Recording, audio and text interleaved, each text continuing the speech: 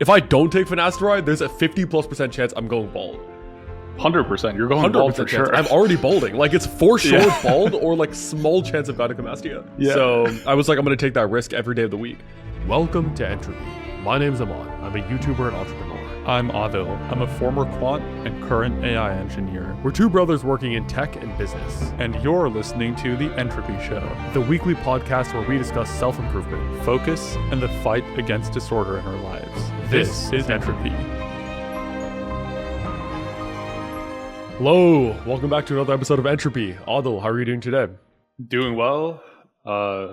What's going on? I went to a Halloween party yesterday. Oh, what'd you go as? The SF Halloween bar crawl, actually. And then, so I was a bear. And I had You were a bear? Yeah. I was a bear. I had bear ears and I had brown pants. It's a costume. I was kind of standing around. I was with my girlfriend and all her friends. And then neither me or my girlfriend drink, right? So obviously she knew her friends, but I was just kind of standing there the whole time. I didn't know any of them. I was just like there. I was like kind of quietly standing there, you know? Was it worth it or no? I mean, the main reason I went is because like my girlfriend really wanted to like dress up with me. So then I was like, okay, I'll go. Even what though, did like, she go as? Not really. She was also a bear. She was also a bear? Yeah. Why didn't you guys pick like an actual couple's costume where one person's one thing, the other person's like a complimentary thing? Like one person could be a deer, one person could be a hunter. Yeah. Or like one person can be the rat from Ratatouille and the other person can be the chef. Yeah. I saw two or three of those last night. We weren't even there that long. We were there for like 2 hours. So it was fine. Like, but I kind of just stood there. I could tell like I was kind of staying there. Her friends were like, woo! Like kind of like getting into like I was just kind of staying there. I could tell they were like I feel like it was a little bit odd. I was just kind of standing there. So were you the only guy there and there was like 5 girls? No, like there was like a mix of people there. So why didn't you talk to the guys? Dude, you can't talk in these places. It's really hard. It's loud. Yeah, it's not worth it then. You can't really talk. Just kind of went to show your face. There. Yeah. It's fine though. I'm still happy I went because like my girlfriend really wanted me to go. So I was like, okay, I'll just go. It's fine. You'll take it. Kind of standing there. Yeah. I also went to a Halloween party yesterday and the day before. You went to two? Yeah, and guess what? I went as Alex Hormozi. Yeah. I've got my acquisition.com hat right here. So how did you get the hat? I thought the hat was like pretty rare to get. I thought it was like a collectible item. The hat was sold out everywhere. So I had my assistant go to vistaprint.com and print the logo on a hat and ship it to me. Oh, nice. Yeah. Which could be a copyright infringement. Probably is a copyright infringement. Yeah. I don't know if you can just print a company logo on a hat and just buy it. But it was like $25-$30. Just print it on the hat, mail it to me, and we're good to go. So yeah, it's good. I also have an acquisition.com shirt. I have a flannel. I have Crocs. I have socks. I have the whole thing. So I went as Alex Hormozi, who's this, for the listener who doesn't know, he's a business guru that I've been following for the past few years. He has a very signature look. And I dressed up as him on Thursday. I went to this creators and founders Halloween party and took a bunch of photos and then posted on Instagram. And then Alex Hormozi reposted it on his Instagram story. Yeah, it's good. So I guess I think I went on Thursday, which was the day before Halloween. So that was the first Alex Hormozi to be on the internet for Halloween. So he specifically reposted it. He was like, yo, this is really cool. Then the next day, last night, there were like 5 to 10 more he reposted. But I was the first one that he posted. But what's funny is that I went as Alex Hormozi to this creators and founders party. So about 75% of the people I talked to recognized who he was. Like they saw me and they're like, oh, yo, Hormozi, yo. Yeah, a lot of these guys. But then my friend, Saf, who lives in London, he used to work with Ali Abdal. He saw my costume and he liked it. So he actually had the hat. So he just went as Alex Hormozi as well. But he went to a party for normies. And then nobody there even knew who Alex Hormozi was. Yeah. Yeah. And then my other friend, we were in this group chat and they were talking like, dude, it's kind of lame explaining who Alex Hormozi is to guys who don't know who he is. Guys like, oh, he makes YouTube videos about business. Oh, okay, cool. He's like, guys, he's like this really jacked like business guy. He's really cool. Like he makes a lot of money. Like, how are you supposed to explain this? But I think it was a good costume. I realized that I like telling some guy like, oh, like I'm Cody Ko. Yeah, you know, it's like what? Like, why would you be Cody Ko? You know? Okay, cool. Like, but I realized that I can just dress up as these guys. Like next year, I'll just be Brian Johnson. Yeah, that's good. Yeah, I'll be like me and my son Talmadge. Yeah. Yeah. So I'm gonna dress up as you can dress up as these gurus, or me and my girlfriend who's Chinese, we can be like Ali Abdal and Izzy. You know. What? Yeah. Yeah. So that was my Halloween thing. And then last night we went to another one, and then there was the Halloween parade in New York City.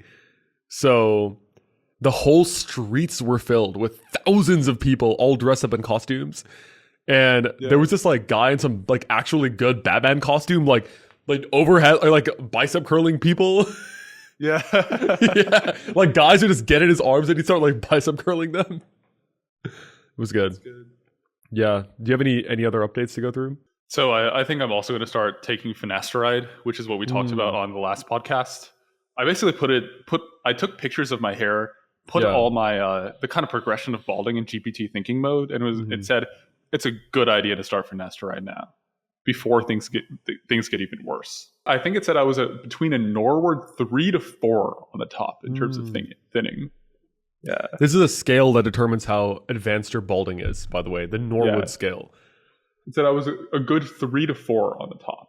I have an update on that. I actually went to the dermatologist yesterday to check in on my progression of balding. And it was at the same like clinic, building, whatever, but it was a different dermatologist who saw me. She walks in, she goes, I never prescribe Finasteride because it's not worth the risk. Dude, what? For context, my last dermatologist at the same place 3 months ago said, yeah, I've never had an issue with Finasteride. You should start taking it.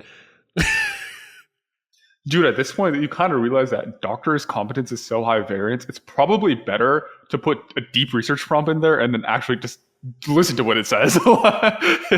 Dude, I'm like, what am I supposed to do? I was just sitting there and thinking like, not only did the last dermatologist, it's the same building. Your friend, your partner literally told me 3 months ago. She literally said word for word. I said, what about the risks? She said, I've prescribed hundreds of people Finasteride. I've never seen any real issues to it.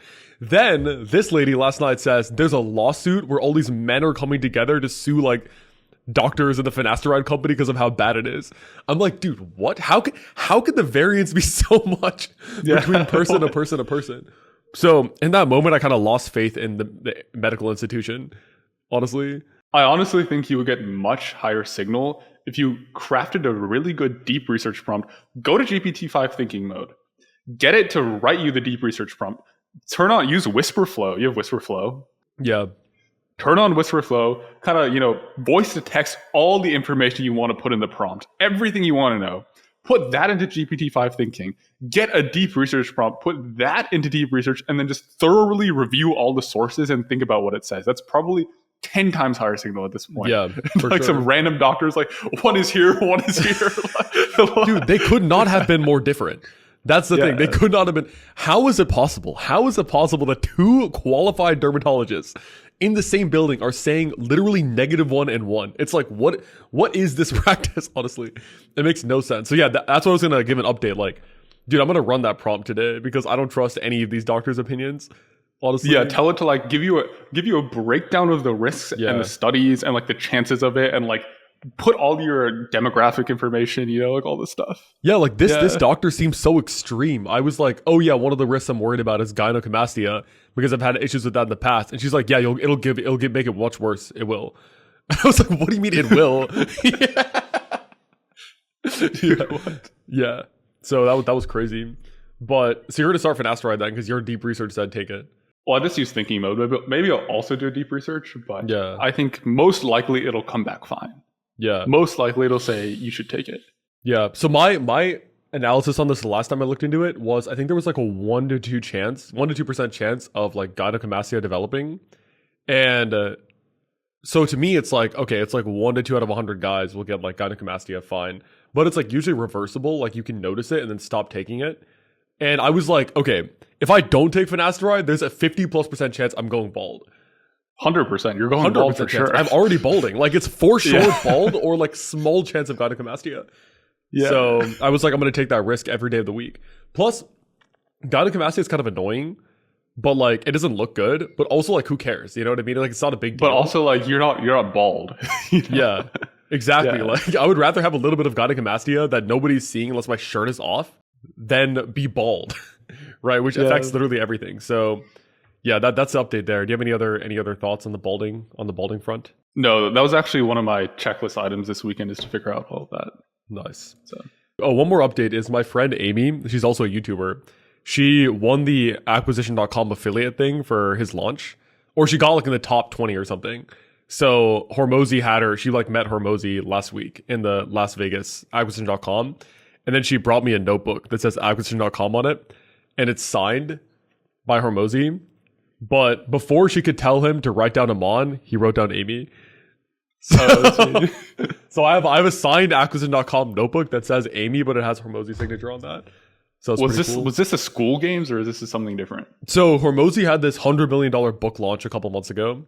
I think it was like early to mid August, and there was a competition where you had like it was like an affiliate competition where if you were in the top 20 affiliates, meaning you had like the most number of people who you refer to the launch sign up to watch the launch, then the top 10 were like flown out, all expenses paid.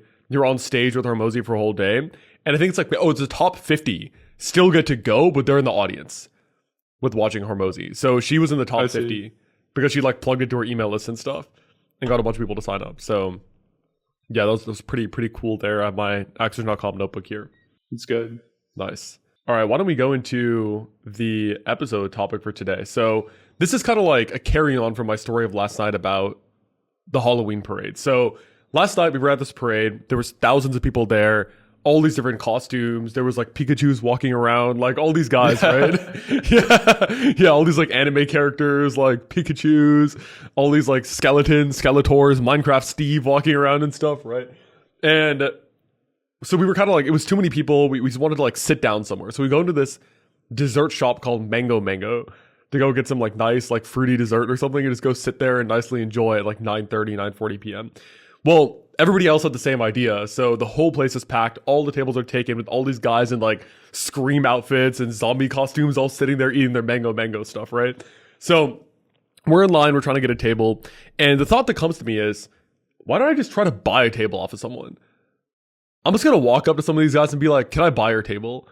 Yeah. Honestly, that makes sense. Yeah, it's like, dude, I don't want to stand here. Like, I'm just going to offer $20-$30 and just buy the table off of someone. So then my brain starts thinking, I'm sure it would work eventually. Like, I'm sure somebody's going to take me up on my offer.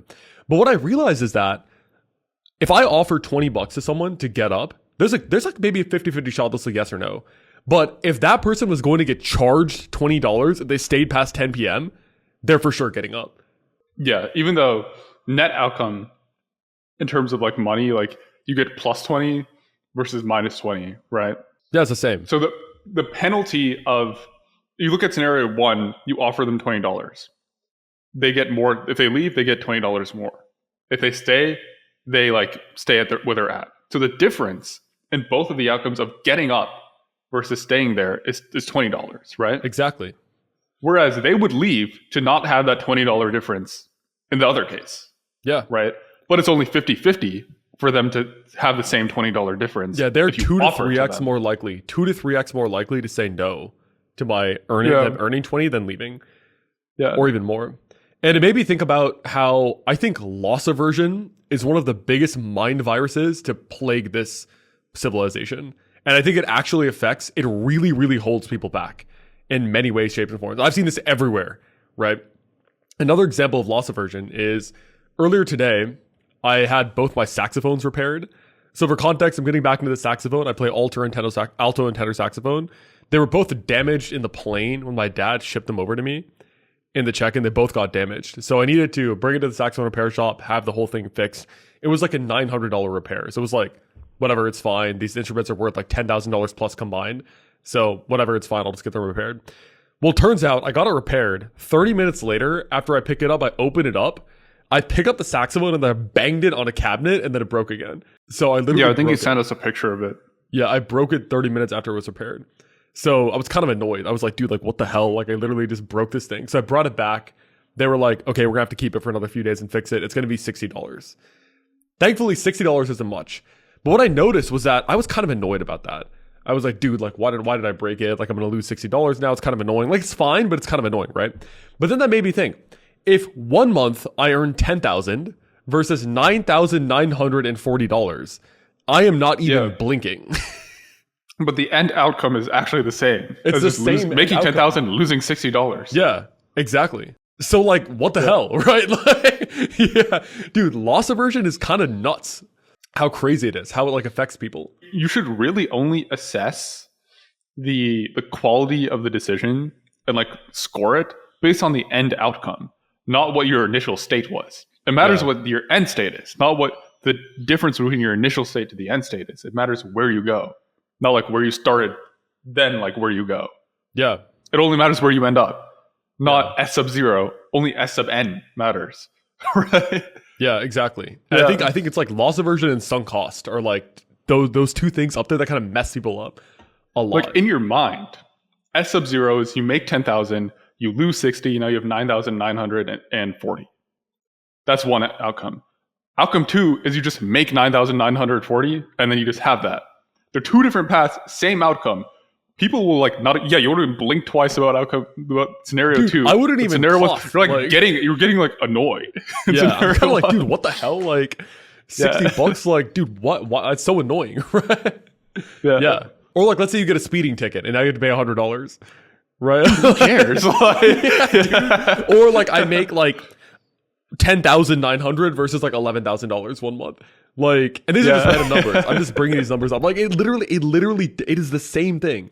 But one like ruins your hour, and the other one you don't even like. Your breath doesn't even change. Your heartbeat is the same rate. You know what I mean? With the next one. So it's kind of crazy. But the definition of loss aversion is, because we've been talking about a lot, is how people feel the pain of losing something more strongly than the pleasure of gaining something of equal value. And this was actually coined by Daniel Kahneman, the author of Thinking Fast and Slow. And he won the Nobel Prize of Economics. I'm not sure exactly for this, but this is one of the most famous behavioral economists out there. I also think that what we're kind of getting at is that there's a third component to loss aversion, is that people feel the pain of losing something more than the pain of never having it in the first place. Exactly. So now I want to bring it to like all entrepreneurship and business discussions go to. I want to bring it to Warren Buffett and Charlie Munger. And Warren Buffett's one of his most famous quotes is, "The biggest mistakes I've made are of omission, not commission." So this means that to him, the worst losses weren't from like making a bad decision.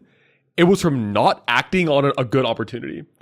And the most famous example of this is in the early 1980s, Buffett was friends with the Walton family personally. So like the founders of Walmart. And he understood Walmart's business model better than almost anybody. So like he understood their mode, like their scale, like he understood everything about it. But Walton literally offered Buffett shares. It was like, dude, like, do you want to buy some shares? And he said no, because it already went up like a few months prior. And he thought he already missed the boat. And if he had taken that opportunity, even if he bought a modest amount, it would have been worth tens of billions of dollars. This was kind of like, obviously, like, I don't really understand the markets that well. I don't understand like equities pricing or like the AI boom. But I remember thinking in about June of 2023, I remember thinking, dang guys, like Nvidia was such a good trade. I missed the boat. Too late for me now. Let's look up how much Nvidia has gone up since June of 2023. Let's see. Okay, so Nvidia stock is $202 right now. In June of 2023, it was about $40. It went up 5 times in the last 2 years. Put like exactly. And now, it's insane. Right? Because I was looking at like between November of 2022 and June of 2023, it went from 16 to 40. I missed it. Then it went from 40 to 200 in the last 2 years. Yeah. This is another beautiful example of what I'm bringing up here. Another example is I started my YouTube channel in 2020. That was over 5 years ago. I have probably 20 to 30 friends who are creators now, or people I know who are also creators or business people. And whenever I mentioned that I started this thing 5 years ago, they're all like, dude, you're so early. What the hell? Like, you were so smart for starting so early back then. Dude, in 2020, everybody was telling me YouTube was saturated. They were like, dude, 2020, like you're done. It's saturated. Like, dude, are you kidding? You missed the boat. Dude, it's not 2012 Niga Higa anymore, man. Yeah. Yeah, dude, like maybe in 2013, 2014, you could have made it. But like, dude, 2020, the ship has sailed. Do something else. It's gone. Like the opportunity is gone. Now, 5 years later, everybody's like, you're so early, man. How did you know how to Yeah. do that 5 years ago? So I strongly believe, the point I want to emphasize here is that the cost of fear is far worse than the cost of failure. Most people lose more not doing the right thing versus doing the wrong thing. I would say that's mostly true. But I think today, like taking risks, especially in Silicon Valley nowadays, I would say in the last year or two, becoming like a founder has become kind of like a cool thing to do. So a lot of people, my impression is a lot of people drop out of college, quit their jobs, somehow get funded by YC since they've kind of loosened their standards to make like basically nonsense, right? And then spend a few years on it, realize it's nonsense, and those few years are gone. So I would say the risk makes sense if you actually think that there is a reasonable chance of payout and it's a good expected value. But it's taking risk for risk's sake does not make sense, right? There needs to be some calculus there. I feel you're in a Silicon Valley bubble. That's why you think Silicon Valley breeds for people who are far too risky, meaning people who are like they too take optimistic. risks for risk's sake, but have no plan, like no. There's not a good hard expected value and distribution of outcomes calculus that they're doing there that makes the risks worth it, right? And a lot of these guys, like if they took that amount of effort, grinded to become like a top 1.1% engineer, dude, nowadays top 0.1% engineer out of college, you're making at least 500K in quant, maybe at like an AI lab, right? You have a very high upside. Within a few years, you can probably hit 7 figures. So there's a very high upside for just putting that effort into becoming a really good engineer, right? Well, But I these also guys, think like they take the risk for risk's sake because it's cool, right? I still think it's in a bubble. I also think it's easier to make a successful startup than to be a quant. To me, at No, least. no, Dude. Okay, what option A is I start my own business and I make $10 million, or option B is I'm a quant. To me, making $10 million in my own business is actually easier for me. I would say if it's a business, if it's a lifestyle / business versus a VC-backed tech startup, that's completely different. Because VC-backed tech startup, in general, you need like a bigger outcome to make enough money, a decent amount of money out of it, right? Like you kind of need a big outcome to get much out of it. I think nowadays that's also changing because people like they have a lot of hype around their startups and they sell a lot of secondaries. That and the markets you're competing in are the most competitive markets in the world, right? Like if you're starting a startup in like, I was working in the crypto space, right? If you're doing a crypto exchange, a decentralized exchange, you're competing with Hyperliquid. These are like literally the best guys in the world.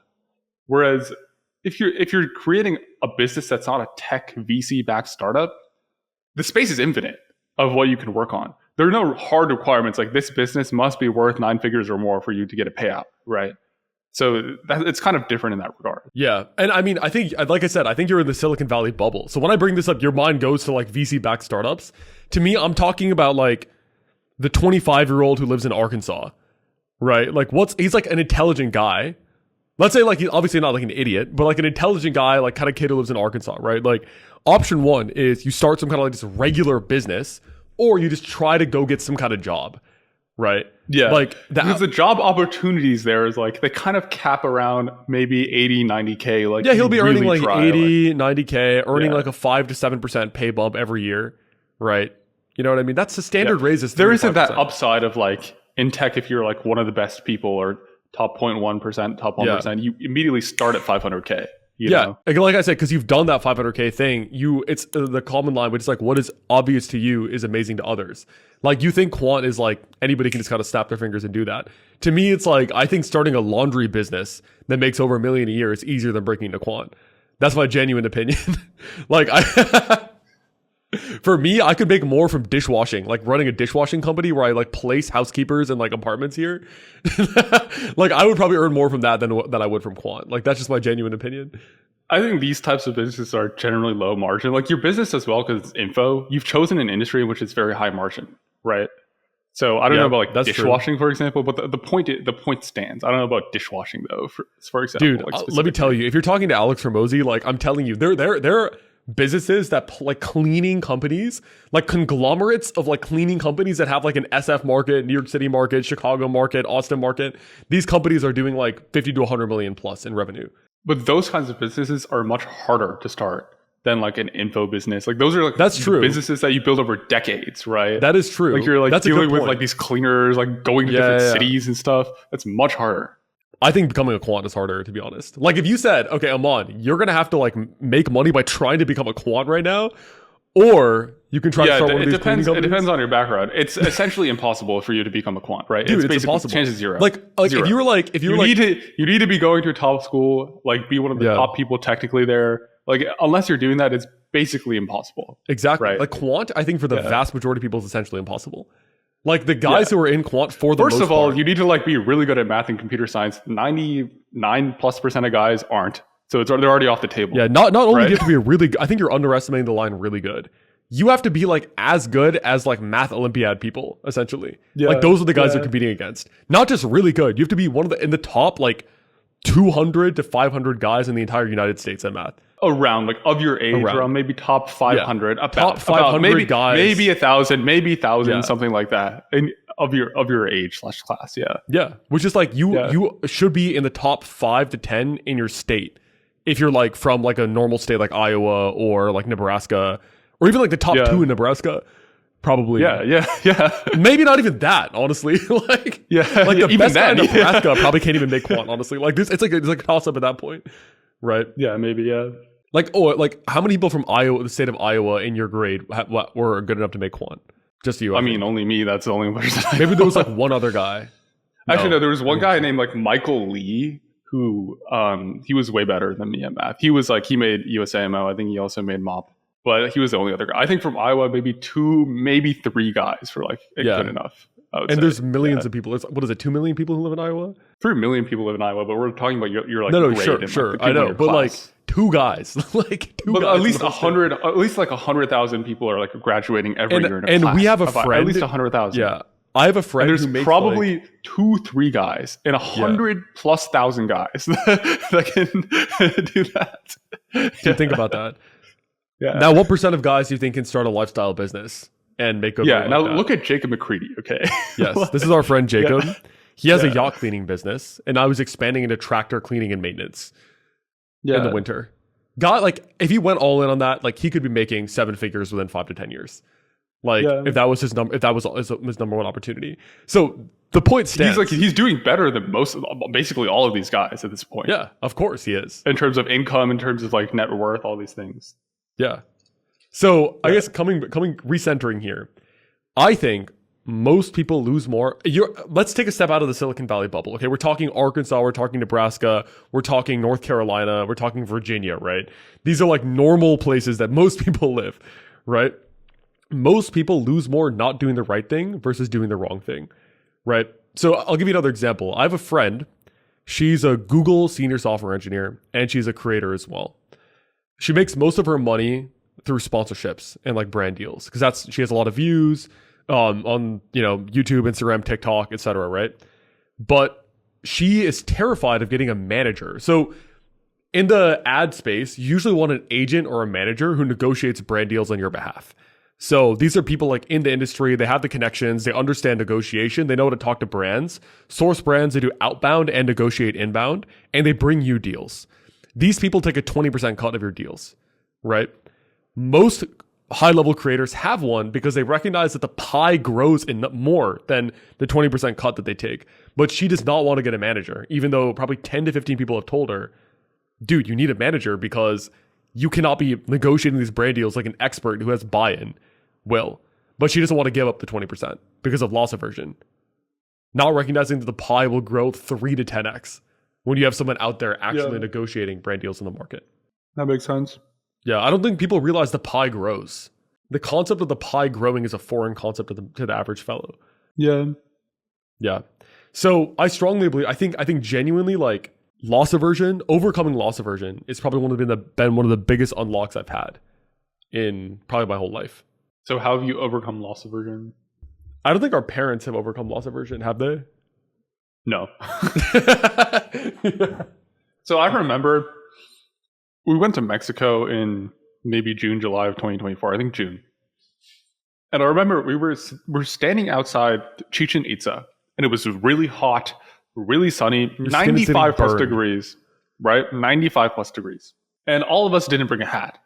And there were always guys out. There's like a bunch of guys outside every tourist attraction trying to sell you hats, right? Like yelling at you, trying to sell you a hat. And then My parents were like, oh, how much for this hat? And then they were like, $15. They're like, no, too much. 5. And the guy's like, no, 12. And they're like, no, 5. And then you're like, no, I can't do 5. They're like, okay, let's go then. So you would rather not spend the $12 and like not have the hat. Just give the guy $12 and move on. Like, who cares? Get the hat. And for context, our parents are both doctors. Like, this is not a problem. We're in Chichen Itza at like a resort. We're going to Chichen Itza. Yeah, what? We're at a 5-star resort. And we're like, we're not going to spend the $7 difference. Because it's not worth it. Dude, it is worth it. You end up in a better situation with the hat minus $12, which is versus no hat plus $12, right? Yeah. Yeah. Did you know that being sunburned really sunburned 5 to 10 times drastically increases your chance of having skin cancer in your life? No, I didn't know that. Let me find out the exact numbers here. Having 5 or more sunburns more than doubles your risk of developing melanoma, the most serious type of skin cancer. Okay, are they controlling for demographics? Because brown people don't get sunburn as much, and they also don't get skin cancer as much. The point still stands. Not necessarily. Because then the sunburns are not this is just correlation, right? The sunburns not necessarily are causing this. But it's pretty clear that sunburns cause melanoma. You don't think sunburns cause melanoma? This is they do. Of course. But 5? Who knows how many? This is just a correlation. Okay, here we go. Even for Indian men, repeated serious sunburns still raise melanoma risk, but your baseline risk is lower. So the absolute risk increase is smaller than for fair skin groups. Okay, but does the absolute risk increase double for the same guy? Take the same guy, sunburn him 5 times versus not. Take the same guy, same demographic. That's the question, right? Not just the correlation of people who have gotten sunburned 5 times, double the risk of melanoma. I found it. Even so, for South Asians, the relative risk increase is similar, but the absolute risk is just lower. But it's still relatively more. But relative risk is still 2 times if you control for everything else. Yeah. Take the same guys. Yeah, it's still higher. Twice as much. Greater than or equal to 5? Or just 5 versus 0? 1.5x. Even if you control for everything. Okay, anyway, regardless, my point was you need to take away all these other confounding factors. That's true. But the points, I mean, sure, maybe it's not 2x, but it's 1.5x for the brown guy. For the fair skin, it's 1.8 to 2.5x after controlling for everything. Did you know that the baseline melanoma risk is 1 out of 30 to 50 people in their lifetime for white people? I see. It's quite high. Quite high baseline risk. So, fine, the absolute risk is very low for dark-skinned people. Or actually medium skin is like dark skin, like African, deep South Asian is quite low, but the relative risk, it does actually get higher. But let's go back to the point, right? Do you think it's worth $7 to avoid a serious sunburn? It's not even the melanoma risk. It's just uncomfortable. Yeah, true. So the point of having money is to be comfortable. Yeah, exactly. Yeah. I think like last night, I didn't bring a proper jacket and it was pretty cold. And I was like, dude, I'm just going to go buy a jacket. I don't care. I'm just going to walk into Target and blow $100 to buy a jacket. Just get whatever. one. Just get one, dude. It's fine. Yeah. So I think people need to really overcome their sense of loss aversion. I'm trying to think how did I do that? I think I always liked spending money, so maybe it's just I just didn't have as much loss aversion about money. From a young age, I enjoyed spending money. But that's not even your own money, so it doesn't count. You're not really losing anything. Well, I think I felt like it was my own money. No. Yes. I think people think, oh, this guy's willing to spend his parents' money because it's not his money. But I take the same, if not more risky attitude with my own money than I did my parents' money. You know what I mean? Wait, what? Meaning okay, I would not go walk into Target and blow $100 on my dad's credit card when I'm 14. But I would at on my own credit card. So I was more conservative with my family money when I was in my teenage years. Sure. Yeah, I remember thinking when I was 13, 12, when we wanted to buy maybe a $20, $30 Yu-Gi-Oh card set, that was a big deal. We really had to think about it. We really thought I only get a couple of these a year. I really have to choose the best one, Yeah. Yeah. I just tapped my credit card for $900 to fix my saxophone. It's fine. Yeah. So I think, I was I remember there was one time when I was probably between the ages of 11 and 13 when we were ordering these Yu-Gi-Oh cards off of Amazon. I think it was like a Yugi Kaiba set or something. I think I was getting Yugi, you were getting Kaiba, something like that, right? And then it was on Amazon, and you could pay $2 extra to get it in 1 day rather than 3 days. Yeah. And I clicked the 1 day because I was like, dude, $2 is worth it to have this thing 1 day early or 2 days early. Like, I want it tomorrow. Give it to me for $2. So I clicked the $2. Obviously, my dad's credit card paid for it. Dude, when our dad found out, he was so angry. He basically said he changed the Amazon password, and he said, I didn't have the Amazon password for 2 to 3 years after that. Dude, what?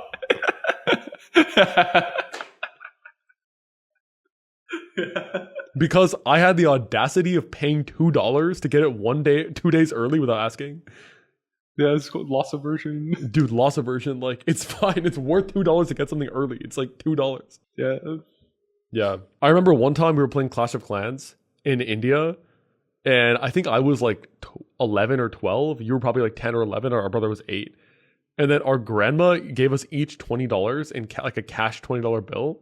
So all of us immediately spent $20 each on gems. Yeah. Clans, which are like pay to play, like things you can buy in the Clash of Clans app, in this video game. And later that day, our mom said that our dad was in tears because he saw the $60 spent. He said our dad was so upset he was crying. Dude, what? Anyway, our parents are fine. Like, I think our parents are much more different. But I just think these are funny stories. These are funny stories to talk about. Dude, I actually remember that happening. Yeah, dude, remember? Yeah. I actually remember both of those things happening. Yeah. Yeah, our dad changed the Amazon password to rupee $. It's not that anymore. But I don't know. And the only one who knew it was Arsh, our youngest brother. That's good. Yeah. That whole time I could have changed it because it was my email, but I didn't want to take that step. Yeah. Like, it crossed my mind a few times because I was kind of pissed off. I was like, dude, I could just change this password and order something. But yeah, anyway, I feel like, yeah, I always thought spending money to get a better outcome made sense from a young age. So I think that's great. Anyway, like we don't mean to like say like our dad would like get upset over like it's fine, right? Like whatever. No, it's a funny, like obviously it's fine. Yeah. Like it's a lot different now. But okay, I will say it's better now, but I think the thing still exists. And I'll tell you a story. We were in Japan with my parents like 6 months ago, and something about vacation is that you want to get your laundry done. Like, I don't want stinky, smelly, dirty clothes 6 or 7 days into the trip. Because like when you go on a flight, you've already wasted one pair of clothes. Like, dude, we don't bring check-ins on vacation. Our family only brings carry-ons. Especially on an international flight, right? Dude, I was running out of clothes. It was like 5-6 days in. We were at some hotel. I didn't want to like talk to some Japanese guy like in some other part of the city. I was like, whatever, I'll just get the hotel to do it. So I gave it to them, and they were like, it's going to be $80 to wash your laundry. And the first thing my mom says is, don't do it. I'll just wash your underwear in the sink with my hands and hang dry it. That's what my mom says. Then my dad, he's like, dude, what the heck? And then I was like, I'll pay for it. Just do it. And then he was pretty upset. So about like, he didn't like, it's fine. Like, obviously we're fine. But I noticed he was visibly like kind of annoyed that it was an $80 charge to do laundry, which again is not quote unquote worth it, because I know you could buy like 2 or 3 clothing items for that. But when you're already on a vacation internationally, you're spending thousands, if not tens of thousands collectively with the whole family to go on a 10 to 15 day trip to Japan. Dude, $80, the relative increase in price from the whole trip is worth it to have a refreshed set of nice clothes. You just have to look at the 2 end states and just compare them.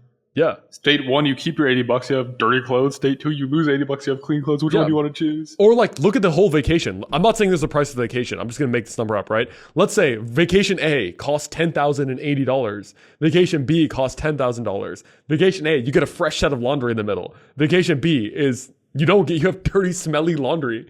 Which one are you going to pick, bro? Like, yeah, it's worth it. You know what I mean? So, and I think the common objection is, oh, easy for you to say when you have money. But you're already going on the international vacation in this scenario, exactly. Right? So what? Yeah. But like, okay, can we adapt this for like, let's say a guy doesn't have a lot of money and wants to apply this? I mean, loss aversion applies to everything, not only just money. Wait, would you have an example that's not related to money where loss aversion applies? Dude, like you're studying some major you know is like not going to be useful. You're about 1 to 2 years in, you that's realize sunk you should cost. switch. Yeah, sunk cost applies to everything. Yeah. Is sunk cost the same as loss aversion, or it's very similar? I think they're in the same umbrella. I think a relationship is similar. Like, let's say you're in a relationship you know is bad, and you're like 3 years in, you're like it probably, the EV is probably higher just to be like, dude, it's done. But like, you're like, I've already spent so much time, money, effort on this, I can't stop now. I also think some people, like, they don't understand the value of upside either. Like, even when I was a younger age, I wanted to spend money on like productivity apps. So when this was 2020. I don't know if you remember this. I was, I think, 19? I've recently discovered Ali Abdaal. So I wanted to buy Notion, Fantastical, Things 3, Anki, Quizlet. Like, I wanted to buy all these softwares, these productivity apps I could use.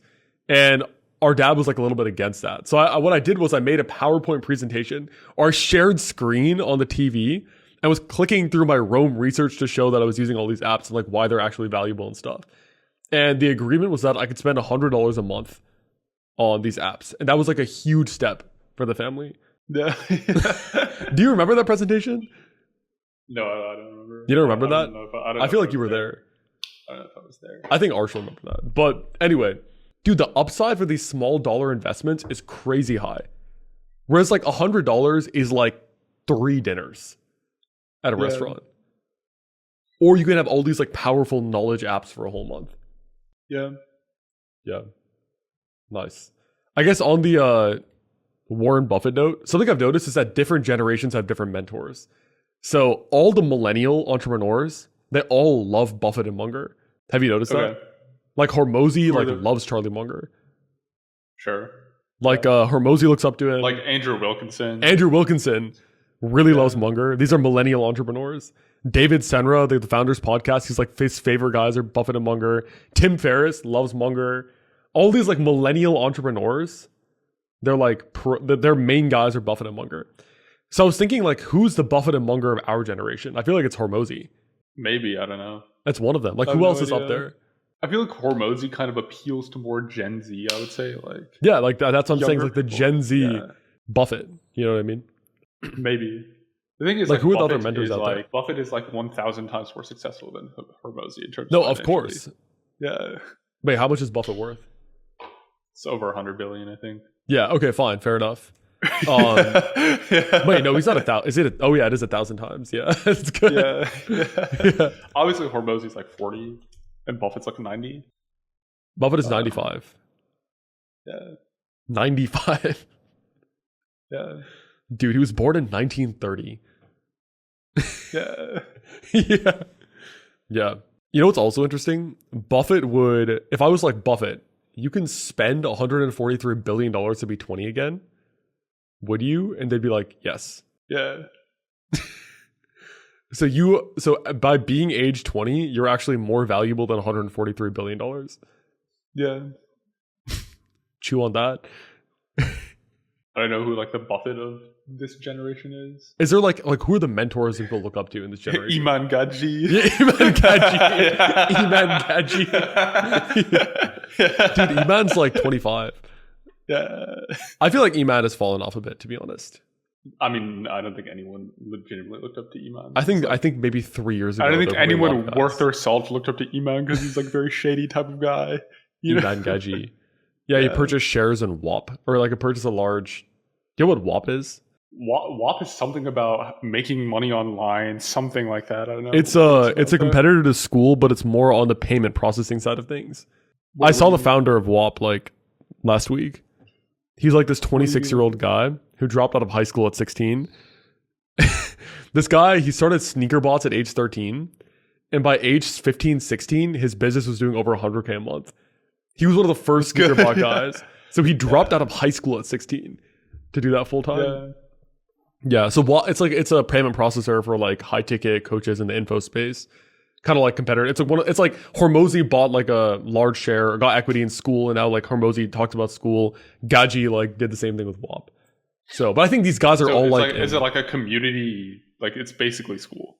But it's like School, but it's more on the side of payment processing. Like, for example, you don't process payments. You can, But like what you can do is on WAP, it's kind of like a competitor to Stripe, but for high ticket info.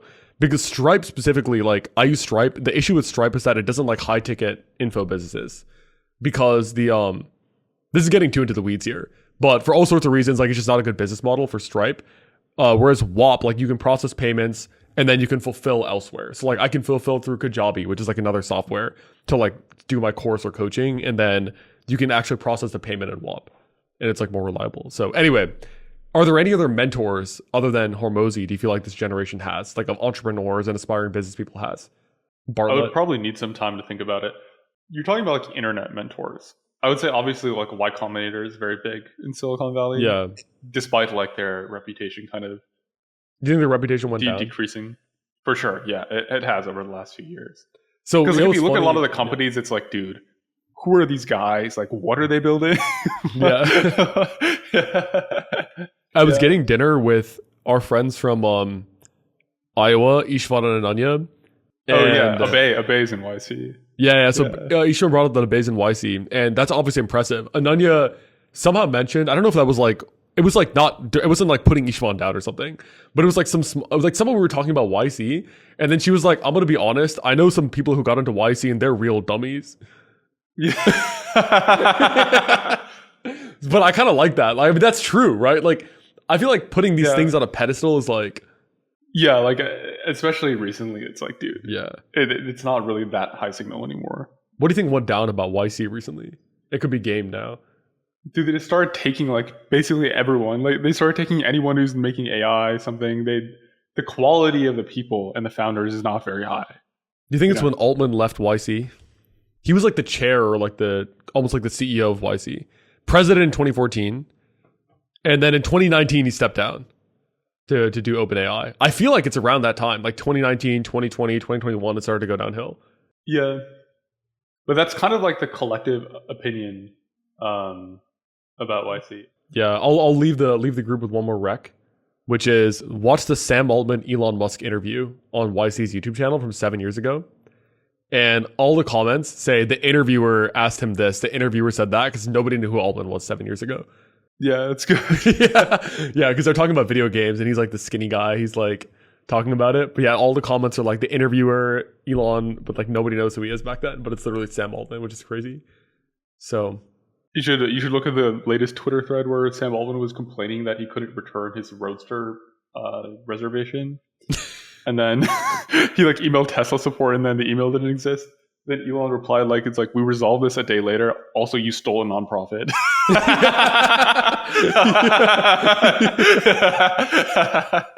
Yeah. Also, you stole a nonprofit. Throwback to when Elon was like, I'm going to sue OpenAI, but I'll drop the lawsuit if you rename it Closed AI.